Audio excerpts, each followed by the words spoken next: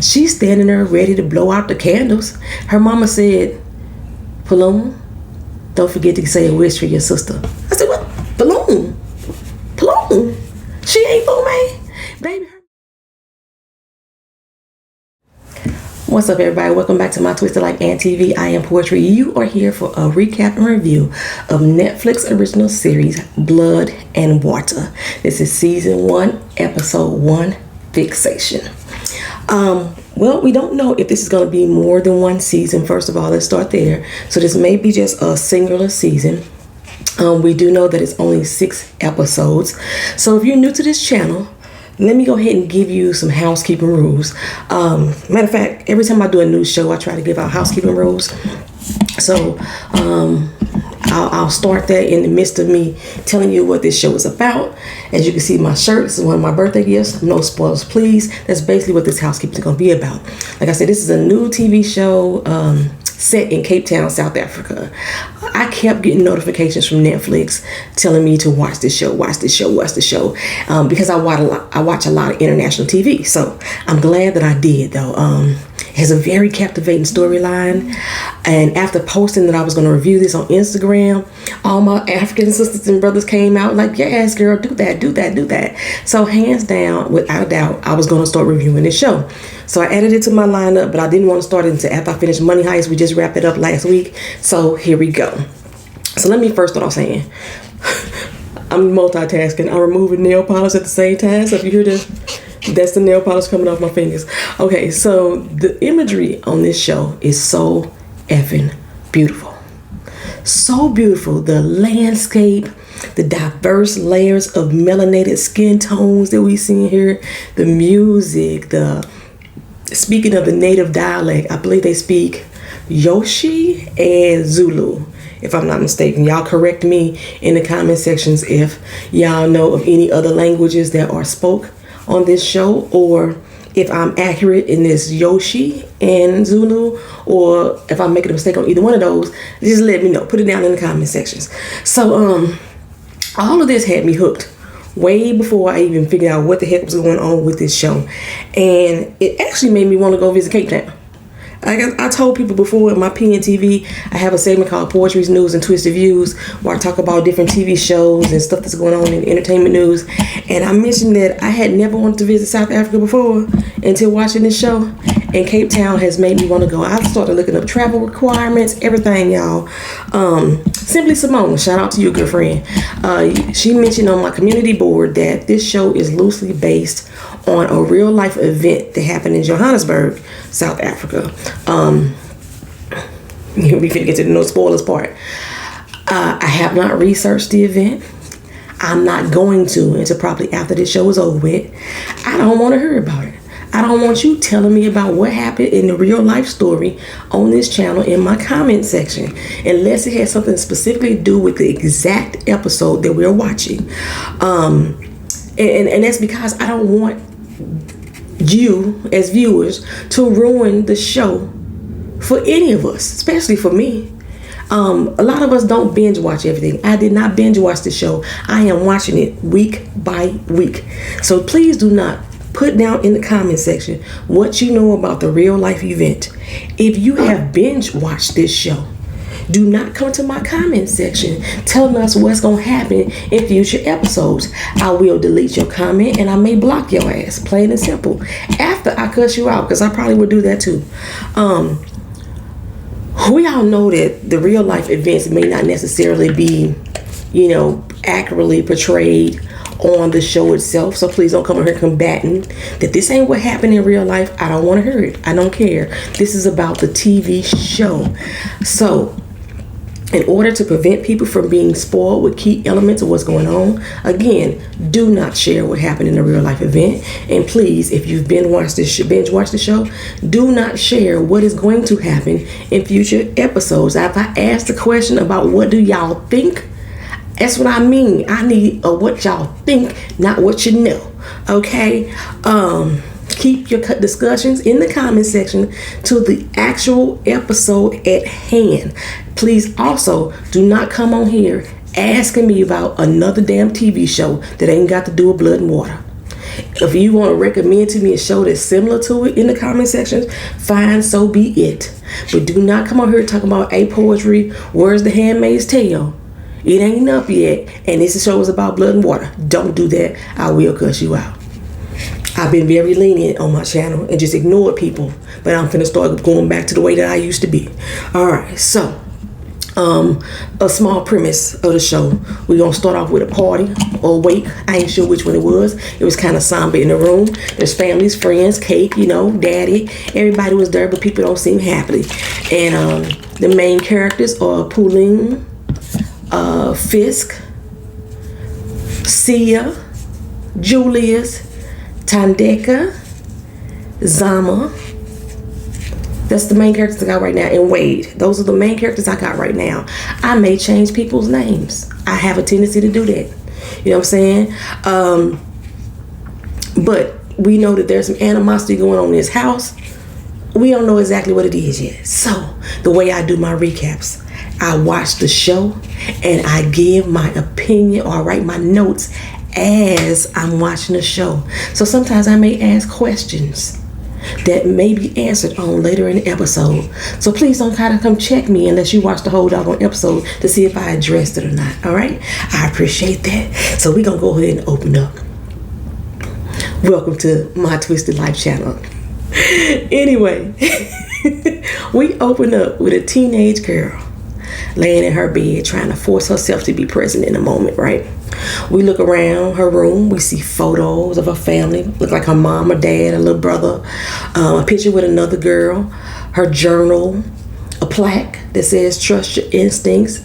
Another one that says something about my head wouldn't hurt so much if I wasn't thinking so hard. Something like that. I don't remember the exact quote. If y'all remember, y'all could drop that down in the comment section. I think it was a Zora Neale Hurston quote. So if y'all remember what that was, put it in the comment section. Okay. So without knowing, all of these things are going to come into play an important role in this whole entire storyline. All those little individual items that they showed us in her bedroom. So her brother comes and gets her for the party. Her mom's just like, come on now, put on a happy face, girl. You know what I'm saying? This is a party after all, not a funeral. But as I said, I wasn't too sure about that. The whole setting in the room seemed real fucking sad and melancholy. And the young girl was just walking around sulking through the whole doggone opening of the show. So, but then we realized it really is a party because there's a big banner on the back wall that says happy 17th birthday. But the picture on the table was of a baby. It wasn't an adult or a 17-year-old's picture. So I was like, okay, what's going on with this? So maybe the girl that was on the pictures in her bedroom with her, maybe that's her, the baby that's in the picture. And because I can't see it, like maybe her. I don't know. Then again, it could have been the girl. That's how I was feeling at the first. Okay, so then Ubaba. Ubaba, correct me if I'm wrong, that's father in Zulu. Okay, he ain't there yet. But she assures her little brother, his name is Sia, to not worry about it. Daddy gonna show up. Now, her friend Zama is blowing her the fuck up, talking about, hey, get out the house. I got a party I need to go to. I need you to come roll with me. And she's like, girl, you know doggone well. Zahuma's or Zaluma, oh, I forgot her last name. Kaluma's day of mourning. I can't get out of here. So, like I said, it's supposed to be a birthday party, but it does seem kind of like mournful. Like, what's going on? So she ain't finna get out the house. Not with Zama right now, right?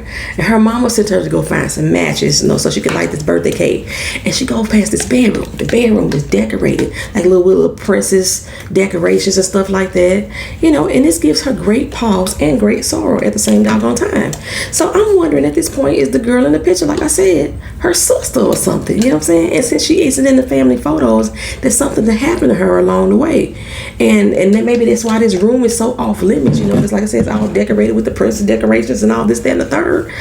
And since she's not in the family photos, I was like, okay, what's going on? And there's secrets behind that door, you know, and she seems scared to know about it or to enter in to find out what the secrets are. So anywho, she bring her mama the matches and everybody gathers to sing happy birthday. Happy birthday to you. Happy birthday to you. Happy birthday, dear Fume. Happy birthday to you. And the way this is staged, you would think she's Fume and this is her birthday. She's standing there ready to blow out the candles. Her mama said, Pelung, don't forget to say a wish for your sister. I said, what? Pelung? Pelung? She ain't Fume? Baby, her mama gave a whole little speech and said she wanted to thank everybody for showing up, you know, every year, each and every year for her baby girl's birthday. You know, she put her arms around her daughter and then she said it's been 17 years. 17 years is a long time to look for someone.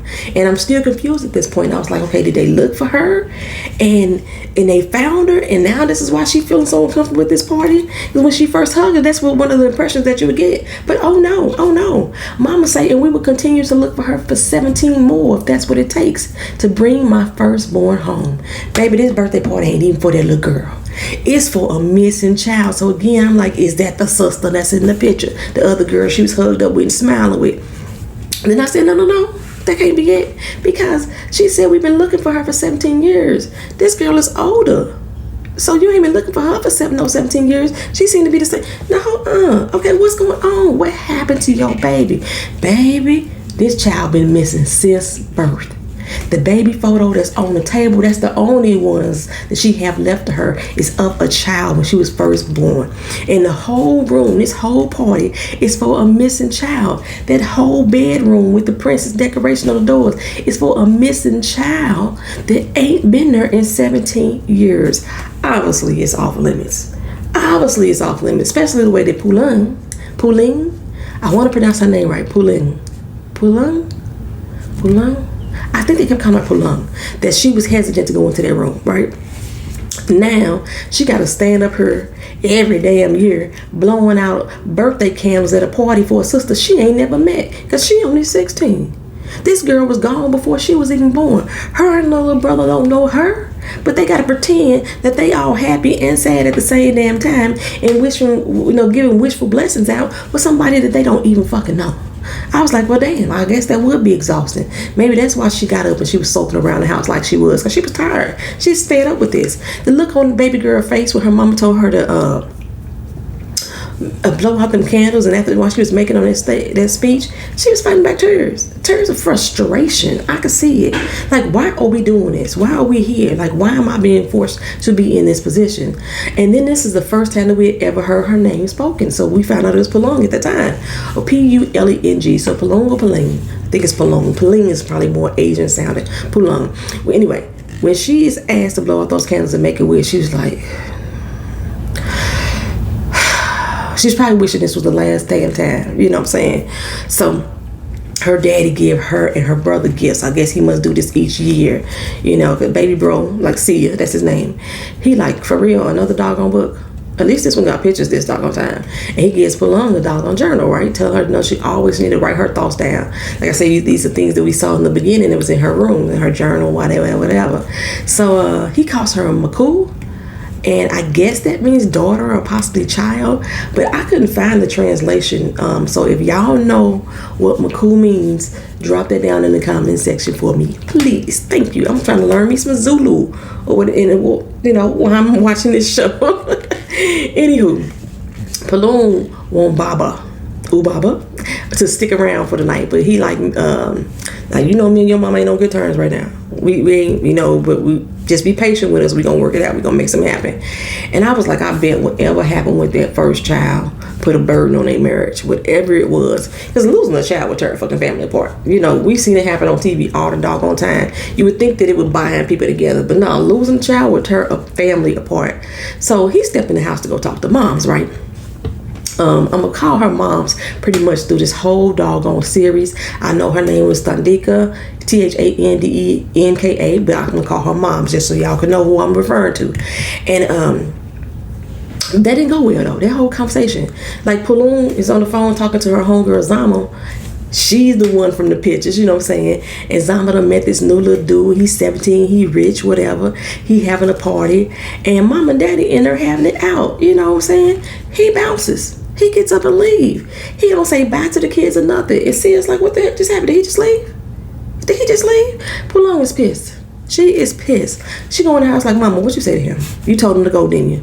Mama got her glass of wine. This is acetone. Don't drink this shit. She got her glass of wine. She was like, yeah, he said he had somewhere to be. He ain't got nothing to do with me. Don't put that on me, right? And she's like, okay, well, riddle me this, Mama. Why is Fume getting a cake? She's like, what? You got Sia peanuts. It wasn't peanuts. It was something else, but I'm saying peanuts. You got Sia peanuts for his birthday, and you get Fume a 3-tier cake for somebody who ain't even here. It got glazed buttercream icing on it, sprinkles dipped in gold and stuff, and you get my brother peanuts. You know what I'm saying? Mom was like, girl, don't talk to me about this right now. Get out my face with this. Go and get them dishes. She said, no, dishes is not what I'm gonna do. I'm about to go to Zama's. She said, oh, no, you ain't going nowhere. We got guests. Pelung walked off like, watch me. And she was smart enough not to walk her ass past her mama, though. She snuck out the window instead. Okay, now Zama, baby. Zama gives me life. She vibrant in her style. She colorful in her speech. She remind me of me. She's what my granny would call fast. The fast ass little girl. That's what my great granny would call fast. Sneaking off to some boy's party halfway across town. You only 16 years old. And the difference between me and Zama though was that she drinks. She had her own little bedazzled flask of whatever type of liquor she was drinking. I don't drink, but Zama like, let's go. I used to be that person. You know what I'm saying? I would be across town. I was a few hours across town at a party with some dude once upon a time. I didn't even make it back home. I didn't even make it back home. Don't let my mama tell y'all that story. I didn't even make it back home. I lied and said I was in St. Louis and I was down in Pacific, Missouri, which was a few hours away, baby. Yes, I was having the time of my life. Okay, but anyway, so they get in there, right? And this dude, I don't know what kind of money he got, but apparently, like I said, they do got some, because not only do he got a VIP list, he got a damn flamethrower outside the door. Like, this is not a metaphor. He got a real fucking flamethrower as soon as you walk up outside the door before you get in. Pelung, of course, is not on the damn list. You know what I'm saying? You done brought me halfway across town, Zama, and I can't even get in. And it was a good thing that this dude was really digging on Zama, because he let her come in and stay. Because I would have been pissed. But shit, after 3 minutes of being in there, Zama dipped on her ass, because he was like, hey, let's go somewhere, let's get out of here. She's like, okay. Like, girl, did you really just bring me to this party where I don't know nobody and you leave me by my lonesome? For real, Zama, for real. Nah, I wouldn't have did it. And like this crowd, these actors, some of the actors playing the white people, y'all look kind of old. I don't know what it is, but some of y'all look older than high school students. And but once she trying to get out of the crowd, she bump into this dude who looked just like Sticky Fingers from Onyx. If y'all know who Sticky Fingers is, and y'all seen the black dude on this show, the one that she bumped into, tell me yes or no, did he look like Sticky Fingers from Onyx? I'm saying. But anyway, he was smoking some weed or what have you. He crashed into her, so he burned her shirt a little bit. At first, I thought her weave, her braids, had got caught on fire or something like that. I was panicking for a little moment, because I was like, we don't need no Michael Jackson Pepsi situation going on here right now. We don't need that. But it was just her shirt. And then the little girl that was with him, she offered her to sell her some Kush for $70. I was like, is that the going rate for Kush? I don't do drugs either, so I don't know these things, right? But I do know of nickel and dime bags and some 20 twins. Like, $70? 70? I was like, US? Maybe she means South African dollars. I think they call them rands or rands. You know what I'm saying? No. Because 70 rands is basically $4 US, $4.50 US. And like I said, I know I was talking about nickel bags, but I don't think that the way she said it is worth it. She talking about 70 US dollars. That's what she was talking about. Anyway, Pelung makes her way to the bar for a drink, right? She orders her some ginger, but she gets ignored. Not ginger. She wasn't getting ginger beer. She was getting her some cider. And the dude kept ignoring her. Now, this happens to me all the time at a bar, because I order water. And bartenders don't like to serve people that order water, because they don't think that we give tips. And we sometimes give the biggest fucking tips, because we know we ain't ordering shit but water. But anyway, she gets ignored. And then this chick comes up and was like, oh, let me try, girl. And she ordered the same thing. Well, Pelung thought that the girl was ordering for her, probably. You know what I'm saying? Then she turned around and said, so what you drinking? She's like, oh, my bad. I want a cider too. You know what I'm saying? And she's like, okay, girl, like me, girls got to stick together, what have you. Later, she goes around the house, possibly looking for Zama, or she's just walking around the house, just trying to keep busy. Girl, she finds Zama laid up in the bed with that rich boy Chris's face in the place, hunty. Child. I was like, damn, Zama, you didn't waste no time. You didn't waste no time. Now, that's a little bit much as far as me and Zama are concerned, because I said I was kind of like Zama. No, I didn't do that. Nobody eating me out on the first day. That we weren't doing that. We don't do that. Anyway, Zama, she's still clothed, but she's sweating her ass off. Chris butt ass naked. He like, hey, she can join if she want to. Pelung is like, did he just say I could join? So I'm like, girl, I know, right? I know how to pick him.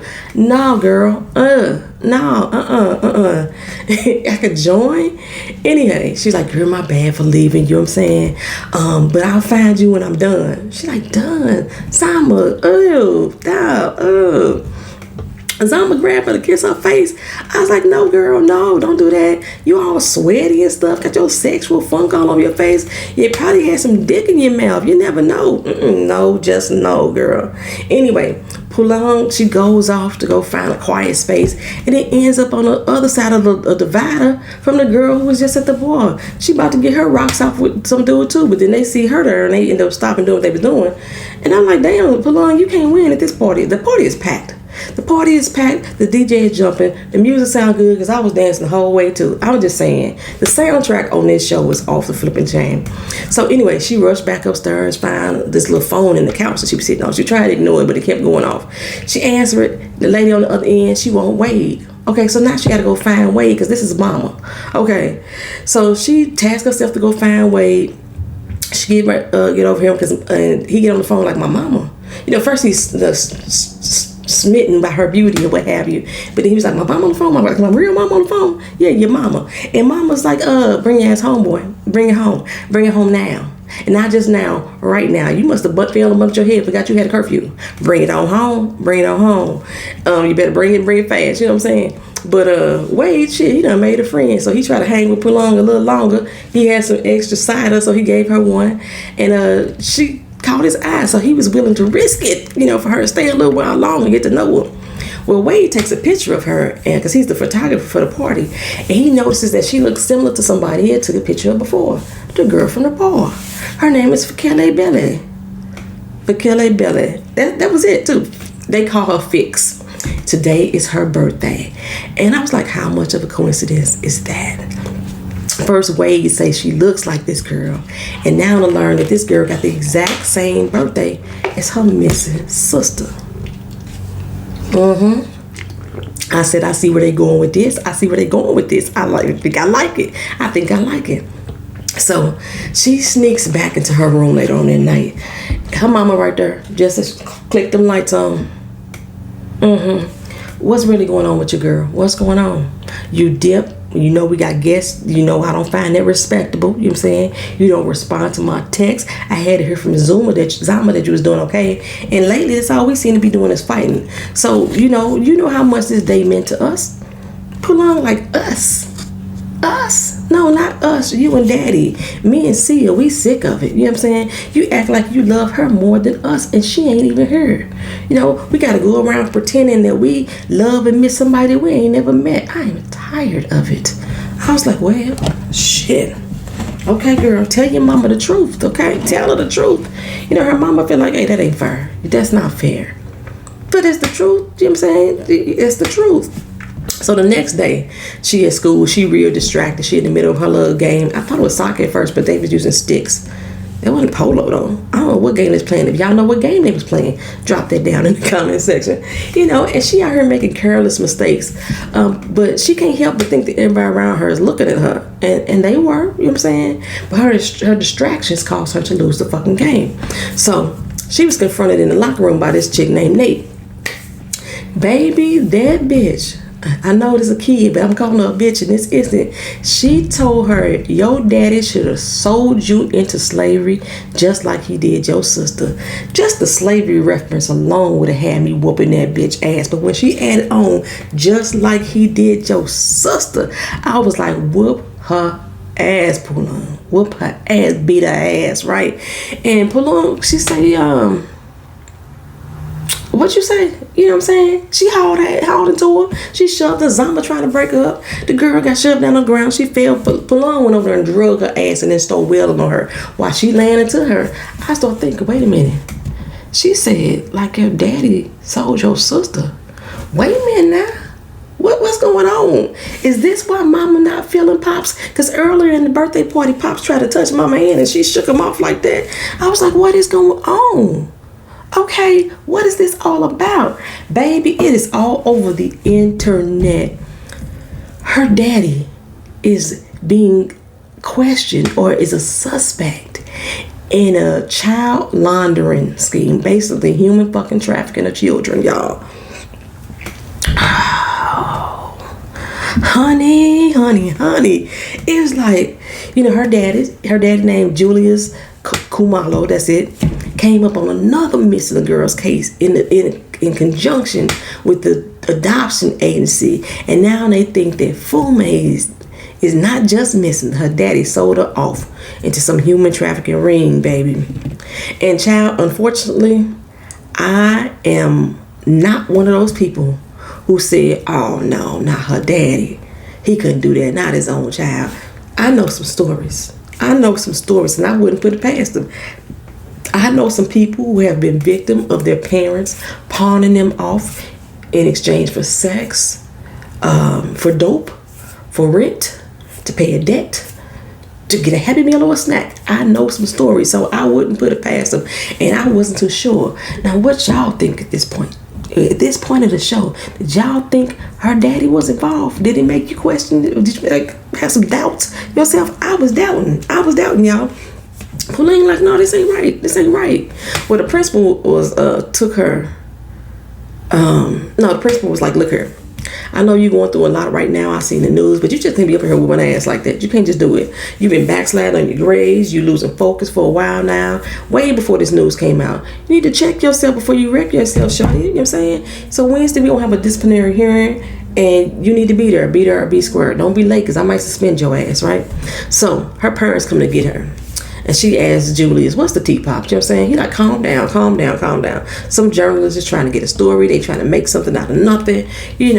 Mama don't seem like she too convinced that it's a lie. That's what Mama, not to me. Okay? So he like, look her, we didn't say anything to you because we wanted to protect you guys. Mama like, don't put that shit on me. Don't put that on me. You decided that. He looked like, okay, Pelung, don't believe the hype. They gonna soon start publishing lies about me in the paper. Your sister's case may get reopened. And I was like, Pelung, girl, you just sat here and told your mama that you want to put this all behind you and move on, and bam, it's right back in your face again. Right back in your face because of your daddy. You can't escape this. This your life, girl. This your life. So later that night, Pelung notices that Fume's doors are ajar. It's open, you know what I'm saying? And child, she goes in, and it looks like a police war room in there, right? Newspaper articles, maps, sticky notes, papers, everything all over the place. String going from one place to another, trying to connect the dots of what happened to Fume. Mama been busy. Because remember, daddy don't live in the house no more. Mama been busy. When they showed us that sketch image of what Fume would look like today, and she compared it to fixed picture, me and Pelung thought the same thing. This my damn sister. She had to question herself, like, what you getting at, girl? What you getting at? But remember, in the beginning, the plaque that said, trust your instincts. I told you it's going to all come back into play right now. And I know we all think, or not we, but they think all black people look alike. I know that. But the resemblance is uncanny. It is uncanny. So the next day, Zamba, she catch her Facebook or Instagram stalking Fix. She was trying to tell her about Chris, and she was like, look, girl, don't give me the deets on that. I don't need to know that. So she was like, well, girl, if you in the fur burgers, let me know. I will support you. I'm saying, but you seem fixated on her. You said a fixation much? Fixation, that's the name of the doggone show. That's the tagline. She like, no, she just the bomb. She rich, she's smart, she beautiful. Sports Illustrated want to do, Sports Illustrated in South Africa wants to do a profile on her. And Zama's like, something got to be wrong with her. She got 13 toes or something. Maybe that's why she swims so good. I swear I love Zama. Well, anyway, they went back to talking about Chris, and somehow his genetics got brought up. And Pelung got an idea about finding Fix. And finding out if Fix is Fume, right? So DNA testing. What a better way to do it? So she started researching how to get a test. She looked at the requirements, she looked at the cost of it, the fact that the results may not even be guaranteed. She was like, this is still my best move right now. So Wade hit her up right in that moment, invited her to his school for a big swim meet. He taking pictures of it and everything. So this is the perfect place for her to collect fixed DNA. The best place for her to do it. This school is absolutely gorgeous. It looks like a damn cathedral. And I happen to know that Parkhurst College is not a real school. Parkhurst primary school, that exists, but the college doesn't. That they actually filmed on location in the University of Cape Town. So that's the school that they're actually in. Well, Pelung, she tried to steal the girl book bag, right, at the swim meet. Maybe she was going to look for a hairbrush or something to try to take and get the DNA sample off of that. I don't know what she was going to do. She probably didn't know what she was going to do because she hadn't planned it for real. She just trying to think of a way. She going as, going with the flow at this point. But Fix came out to get her bag and she recognized Pelung from the party. Gave a proper introduction. I'm from LA, BLA. You can call me Fix. You know what I'm saying? You don't go here, do you? She's like, no, I don't go here. She's like, okay, because I had never seen you around here before, girl. But hey, how you doing? So now the problem is though, Pelung gotta go because she's supposed to be her damn disciplinary hearing. Julius is blowing her phone up and she ain't answering not a single call. So she rushed in and make it over to the school right as the principal was closing out the hearing. So you suspended, right? You suspended, right? Now, girl, her mom is like, I can't believe you walking around here acting like fat meat ain't greasy. What the heck is wrong with you? You know what I'm saying? She ain't heard a word her parents said to her right now. They stopped like, hey, girl, I'm talking to you. I'm talking to you. So she like, oh, I forgot. My bad. I was in the library. No, you wasn't, because they had everybody going around the school looking for you. You weren't in the library. Maybe they just missed me. I forgot. My bad, right? So Julius like, look her, you're going to be suspended. Since you suspended, you're going to be grounded until your suspension over. Give me your phone. What? Give me your phone, right? So he took the phone and rushed outside. And this girl done lost her doggone mind. That's how you know how daddies do. And mama followed out behind him. But baby, when they stepped outside, she wished she was somewhere else. The police was there. They showed up, arrested Julius for human trafficking right in front of the school. I mean, everybody was outside. How was she supposed to show her face at school? It's a good thing she got suspended. It's a good thing. How you gonna show your face after that? In the meantime, mama like, we need to save face too. We need to stay far away from daddy as possible right now. She like, what? He say, I agree with your mama. This is probably the best thing to keep the kids away from all this. But Pelung, she's not happy about that. Nuh-uh. Like, you said that this was nothing. What's up, daddy? Tell me what's really going on. So he like, I know I said that, but it's complicated. Complicated? The fuck you mean it's complicated? Either you involved or you not, sir. Which one is it? And Pelung is like, how is it complicated? So mom said, okay, baby, let it go for now. The lawyers on their way, and maybe they could sort it all out and everything like that, and they'll make it make sense. So Pelung is like, look, we can't leave daddy here. We just can't leave him here. She said, we don't have a choice, child. We don't have a choice. Say, girl, look, after you said we don't have a choice, Pelung asked her, Mama, so you telling me that you think he did it? You know what I'm saying? Something like that. Baby, the pause that her mama gave before answering was so damn long we could have went to the moon and back. That's how long that pause was. She never said yes or no. She never said that, but she was like, he asked us to trust him, so we're going to start with that. We're going to rock with that right now. But until this is over, we keep it our distance. Okay? Danica ain't about that life. She said she ain't finna be Bill Cosby's wife. She not finna stand by his side pleading for his innocence and shit like that when she really believed there's a possibility that he could have did it. I can't put her past her. Fuck that stand by your man shit. I'd be over there in the corner. I'd be waiting away from him. We gonna practice social distancing. That's what we finna do, bruh. In the stand by distance ourselves. That's what we gonna do. I was like, well, damn, mama. I wonder if they was really still like in a healthy relationship, would she be so keen to like not really stand with him and just like, or would she still want to keep her distance? I truly wonder that. Y'all tell me what y'all think about that. If y'all thought that they were in a healthy relationship, would she have decided to really stick by him, or because their relationship is on shaky ground, she's like, let's keep our distance here? What would y'all do? Human trafficking? I don't know, man. I'm gonna have to sit back. I'm gonna be in the corner. We gonna social distance too. I think I am. Yeah. I don't know about that one, all right. I don't know about that one.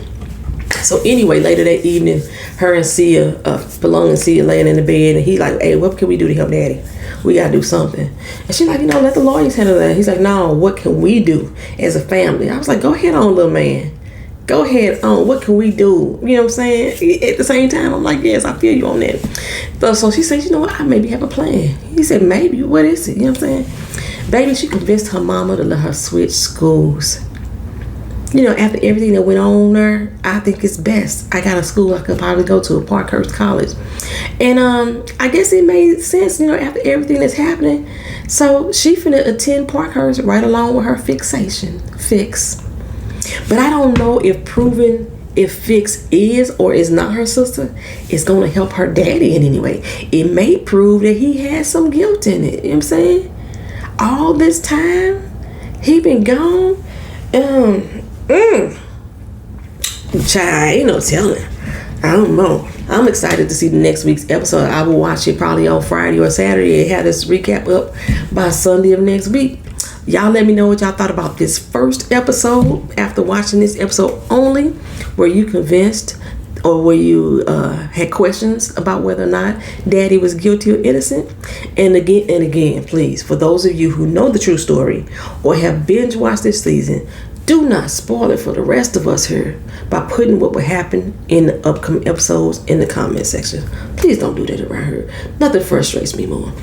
So, otherwise, like, comment, share, and subscribe. Leave your comments in the comment section and we'll get back to you. I'll see you in the next video. Peace.